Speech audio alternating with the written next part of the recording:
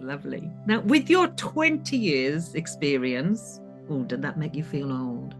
20 years of teaching experience. What's your most rewarding for others with a connection to herbal traditions?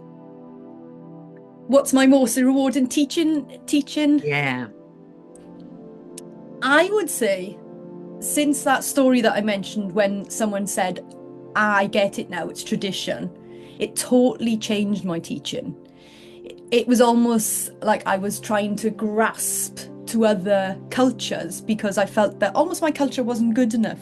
It gave me the permission to actually step into that and, dod and all that for Noid, coming back to my roots, coming back to my tradition.